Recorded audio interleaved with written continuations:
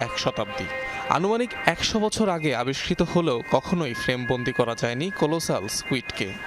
অস্তিত্ব থেকেও যেন পৌরাণিক কোনো জীবের মতোই ছিল কাল্পনিক। অবশেষে অবসান ঘটল দীর্ঘ প্রতীক্ষার।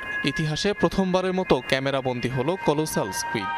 দক্ষিণ আটলান্টিকে স্যান্ডউইচ দ্বীপের কাছে সামুদ্রিক তলদেশে ধরা পড়ল জীবটি। এসেক্স বিশ্ববিদ্যালয়ের একদল বিজ্ঞানী ফ্রেমবন্দি করে সামুদ্রিক জীবটিকে, যার আকার ছিল লম্বায় ৩০ সেন্টিমিটার।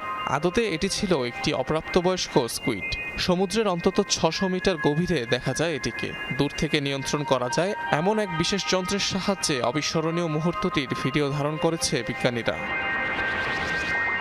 এর আগে মৃত অবস্থায় কোলোসাল প্রজাতির স্কুইড ধরা পড়লেও এবারই প্রথম জীবিত মানুষের কাছে ধরা দিয়েছে প্রাণীটি। বিশ্লেষকদের মতে দৈর্ঘ্যে প্রায় ২৩ ফুট পর্যন্ত হতে পারে কোলোসাল স্কুইড।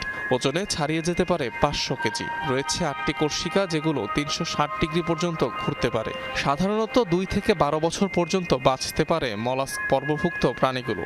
স্কুইড প্রজাতির মধ্যে এই জাতকেই সবচেয়ে বড় হিসেবে বিবেচনা করা হয়ে থাকে। মজার বিষয় হলো, এই একই অভিযানে বিজ্ঞানীদের হাতে প্রথমবারের মতো ক্যামেরাবন্দী হয়েছে গ্লেসিয়াল গ্লাস প্রজাতির আরও এক স্কুইড। অনিক রহমান, যমুনা নিউজ।